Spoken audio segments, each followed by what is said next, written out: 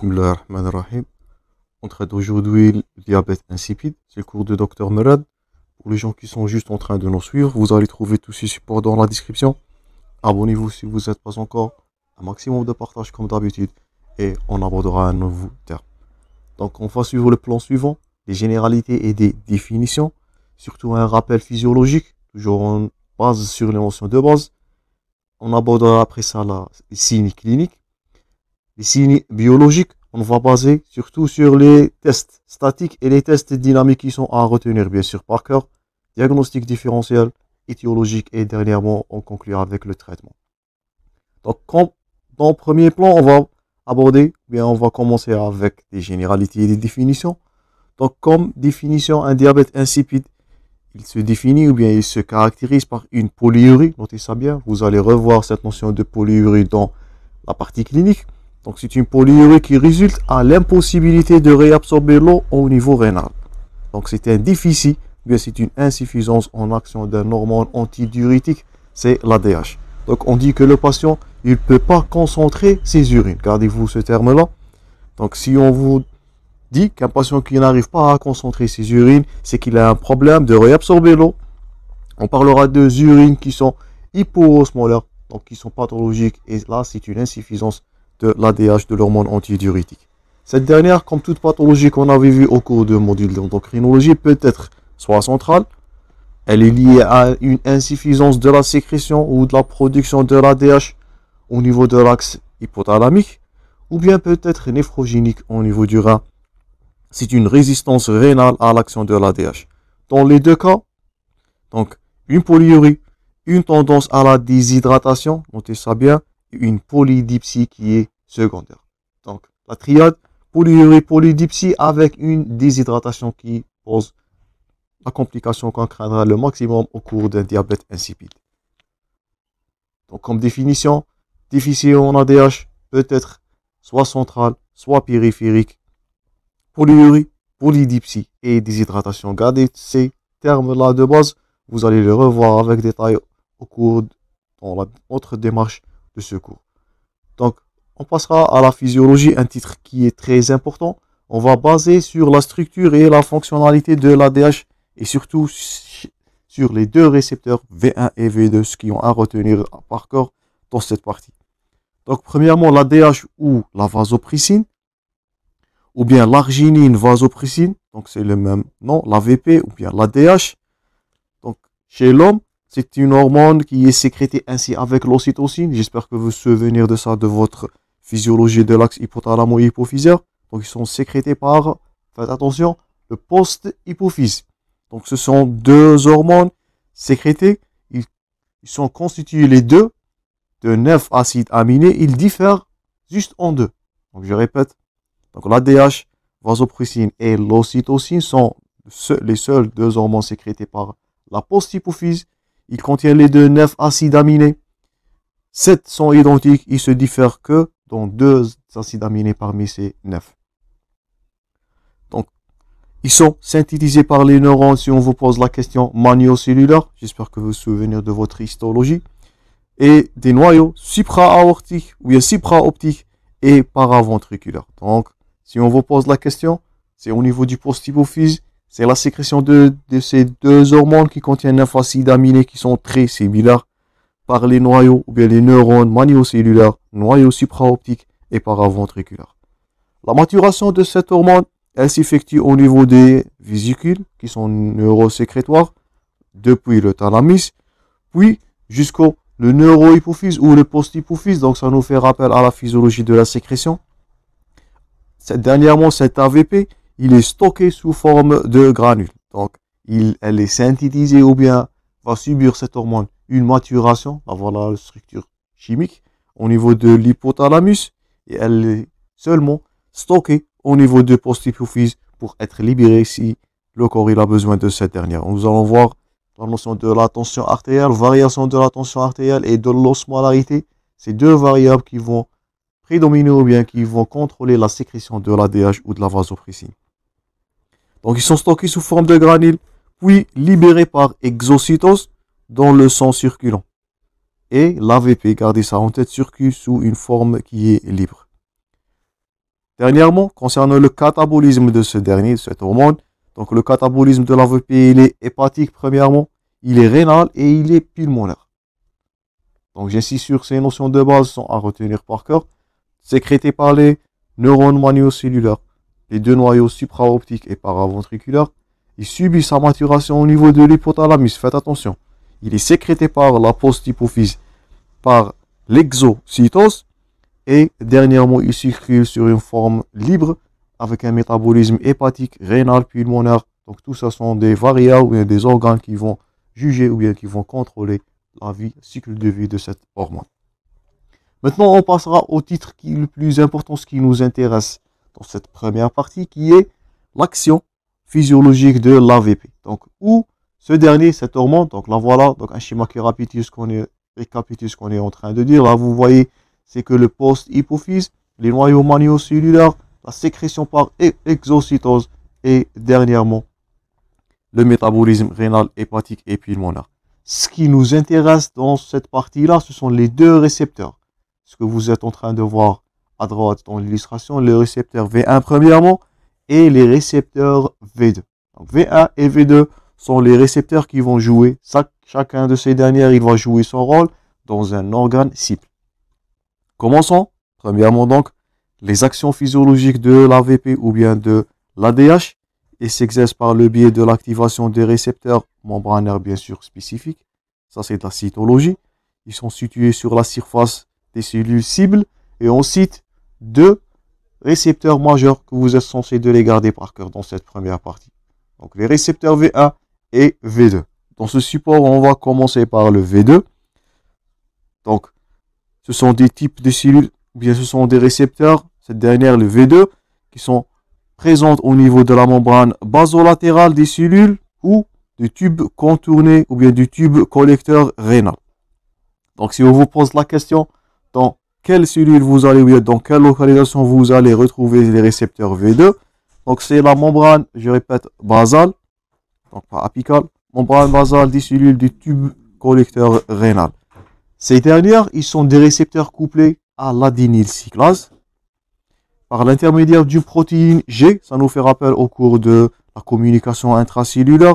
Donc, ils sont des récepteurs situés au niveau, je répète, tube contourné ou bien tube collatéral dans sa partie basale.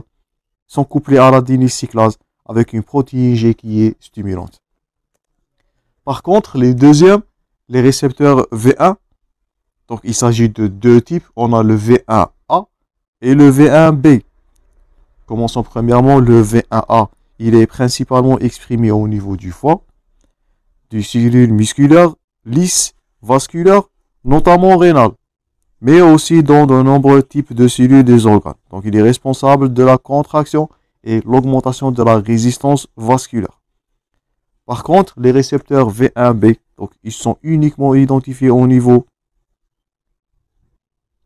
l'hypophyse antérieure, où ce dernier, comme vous allez voir, il va stimuler la sécrétion de la CTH.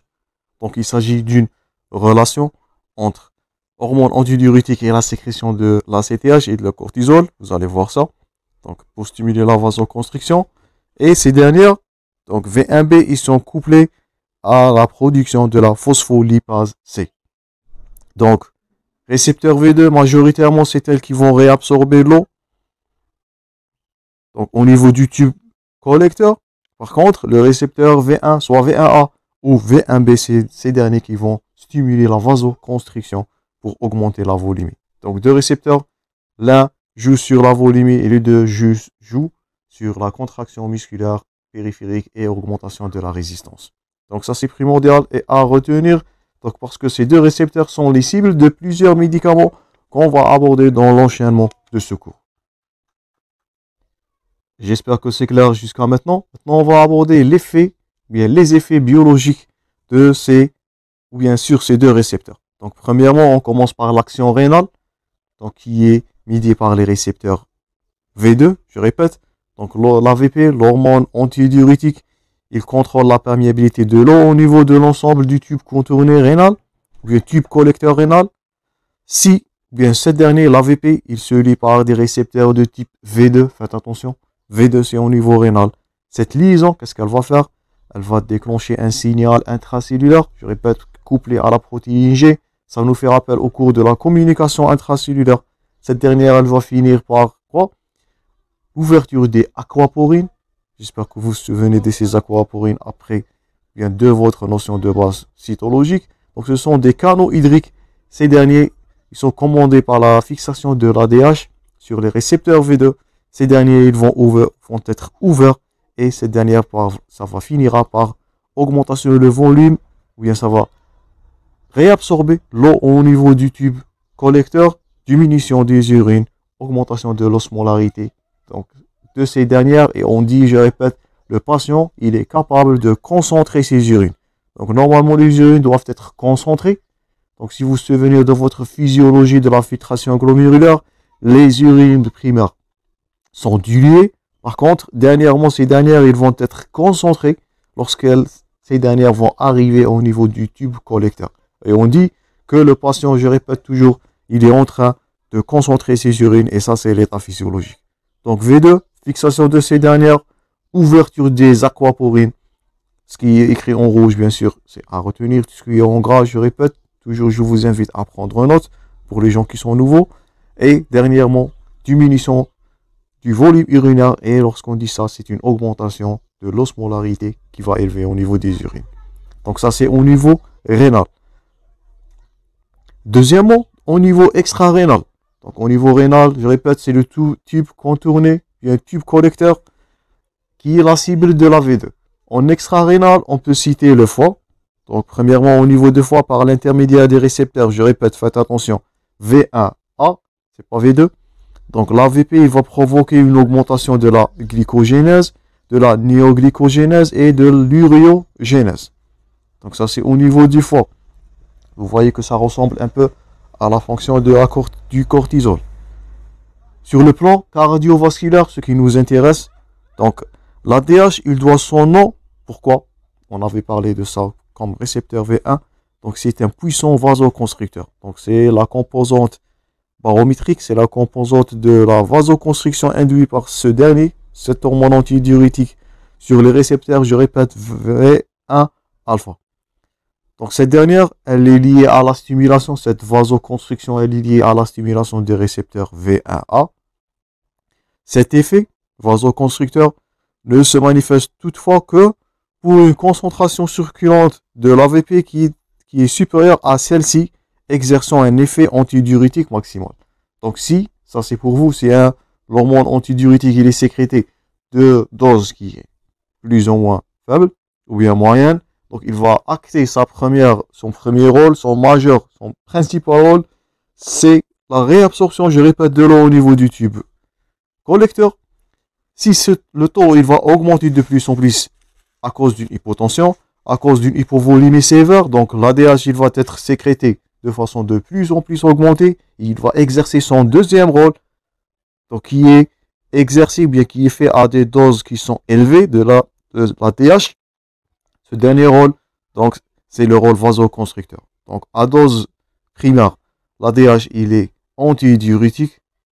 Si ce dernier il est sécrété, il va maximiser son effet antidiurétique. Il va passer au deuxième effet, qui est le puissant vasoconstricteur. J'espère que vous allez noter ça. Ça, c'est pour vous. Donc, c'est au niveau cardiovasculaire, augmentation de la résistance.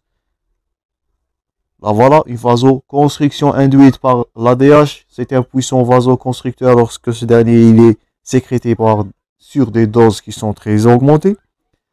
Autrement, on peut citer un effet sur l'hémostase. Donc l'AVP, il est susceptible d'induire l'agrégation plaquettaire. Pour plus d'informations, consultez-vous le cours concernant l'hémostase. C'est toujours disponible dans la playlist d'hématologie. Donc une agrégation plaquettaire peut être provoquée par une augmentation transitoire du facteur 8. Donc, sur l'hémostase, si on vous pose la question, quels sont les rôles de l'ADH? Donc, lutter contre l'hypovolémie par la stimulation ou bien l'ouverture des aquaporines. Le premier rôle qui est antidiurétique. Le deuxième rôle qui est, je répète, puissant vasoconstricteur lorsqu'il est sécrété de façon énorme. Troisièmement, c'est un agrégant plaquettaire et il va stimuler aussi la sécrétion du facteur 8. Dernièrement, pour les effets neuroendocriniens, vous avez face à ça, c'est par le biais des récepteurs V1B, j'insiste sur ça, V2 rénal, V1C au niveau hépatique, cardiovasculaire, au niveau de l'hémostase, dernièrement seulement le récepteur V1B. Je répète, ce dernier, il va acter son rôle au niveau de l'anti-hypophyse, il y a l'hypophyse antérieure, il va stimuler la sécrétion de l'ACTH. Je répète, le récepteur ciblé là, c'est le V1B, j'insiste sur les trois récepteurs. Ils sont à retenir par leur localisation, leur effet. Et, je répète, cette dernière au niveau de l'anti-hypophyse, il va stimuler la réception de V1B. Bien par les récepteurs V1B, il va stimuler la sécrétion de l'ACTH, cortisolémie. Donc, il est directement ou indirectement va stimuler la sécrétion du cortisol. Donc, si on vous pose la question, quels sont les rôles ou bien quelles sont les actions de hormones antidiurétiques, donc les V2 par les récepteurs V2 qui sont majoritairement, je répète, rénal. Premièrement, retenez ça. V2 c'est rénal, donc antidiurétique. V1 c'est au niveau hépatique, c'est au niveau cardiovasculaire, un puissant vasoconstricteur. Au niveau hépatique, il va stimuler la glycogénèse, la néoglycogénèse, l'uréogénèse. Faites attention. Or, bien sûr, le plan de l'hémostase, c'est un agrégant plaquettaire. Il va augmenter le taux du facteur 8. Et dernièrement, par seulement les récepteurs V1B qui sont seulement notés, ou bien retrouvés au niveau de l'anti-hypophyse, ou bien l'hypophyse antérieure, il va stimuler la sécrétion de l'ACTH. C'est pour ça on explique l'existence d'une hypercortisolémie lors de la sécrétion de l'hormone antidiurétique. Ça, c'est le but de cette partie. J'espère que vous allez retenir tous ces critères par cœur. Avant de conclure cette première partie qui est basée sur les notions de base, bien sûr, qu'on insiste sur ces dernières, ils sont à retenir par cœur. On va parler au contrôle de la sécrétion de l'AVP ou bien de l'hormone antidiurétique. Donc, ce dernier plutôt, l'hormone antidiurétique, il est sécrété sous le contrôle de deux mécanismes. D'abord, c'est leur fonction. Donc, c'est l'osmorégulation. Je répète, c'est un puissant antidiurétique. Et deuxièmement, la barovolorégulation. Là, on est en train de parler de la vasoconstriction, leur rôle vasoconstricteur puissant. Donc, deux rôles majoritaires. Antidiurétique qui est régulé par les osmorégulateurs. On va voir ça. Et le deuxième, vasoconstricteur qui est régulé par les barorécepteurs qui sont retrouvés dans la crosse de l'aorte, le sinus carotidien. Donc ça nous fait rappel à la physiologie cardiaque, ou bien vasculaire. Ce deuxième rôle, il va contrôler l'action qui est vasoconstrictrice. Donc premièrement, osmorégulation. Donc s'il s'agit d'une augmentation de l'osmolalité sanguine, qui témoigne d'une hypovolémie, par les osmorécepteurs qui sont situés où, si on vous pose la question, c'est au niveau hypothalamique où l'osmolalité va être détectée. Faites attention. Donc, les osmorécepteurs, ils sont situés au niveau hypothalamique. Ces dernières à la corrélation entre l'augmentation de l'osmolarité. Donc, ils sont très précises. Donc, ils vont contrôler la sécrétion de l'AVP. D'abord, on dit qu'il s'agit d'une corrélation, qu'il s'agit d'une relation qui est fixée d'un individu à l'autre concernant l'osmolarité plasmatique et la sécrétion de l'AVP. Chaque individu, il a un balance à l'état homéostasique entre osmolarité plasmatique et sécrétion de l'hormone antidiurétique ou bien l'AVP. Cette dernière, je répète, toujours par les osmorécepteurs détectés au niveau hypothalamique. Deuxième fonction, c'est baro- et volorégulation. Les barorécepteurs, ils sont situés dans les artères à haute pression. Donc là, voilà, c'est l'osmolarité, réguler l'osmolarité, qui est une valeur vitale pour le corps. Là, voilà, toujours, c'est l'osmolarité expliquée. Donc, traverser l'eau à partir d'une barrière qui est semi-transmissible. Et là, voilà, dernièrement, donc, les barorégulateurs, donc, ils sont situés par contre pas dans l'hypothalamus. Ils sont situés au niveau des récepteurs cardiaques, donc les récepteurs auriculaires cardiaques, la crosse de l'aorte, les artères à haute pression. Donc si dernières, ils vont détecter une hypotension ou, ça c'est à retenir, si, je répète, les barorécepteurs, il y a deux cas. Si les barorécepteurs, ils vont détecter une réduction du volume sanguin total, ou une baisse de la tension artérielle. Donc, qu'est-ce que ça a? Cette dernière, elle va provoquer une diminution de cette activité et une augmentation réflexe, par contre, de la sécrétion de l'AVP. Je répète, réduction du volume sanguin, hypotension, ça veut dire augmentation de la sécrétion de l'AVP. Par contre, inversement, augmentation du volume sanguin, donc le sang qui va être dilué, augmentation de la tension artérielle. Cette dernière, qu'est-ce qu'elle va faire? Elle va diminuer l'action de l'AVP, donc pour maintenir une hypovolémie et une hypotension.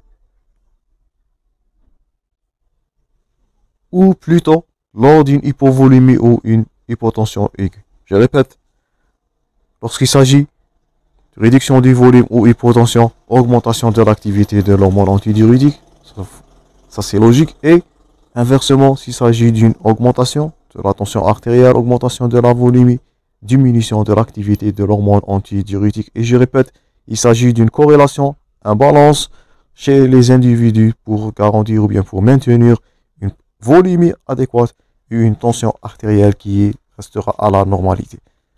Donc ça c'est tout pour la première partie. J'insiste sur les deux récepteurs V1 et V2.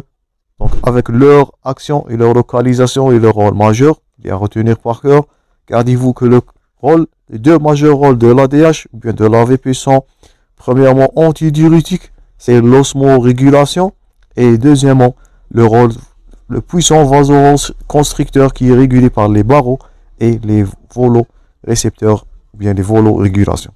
Ça c'est tout pour cette première partie, chers collègues. Merci pour votre attention. On continue ce cours prochainement. On va traiter les chapitres suivants. Bon courage toujours dans vos préparations et à la prochaine.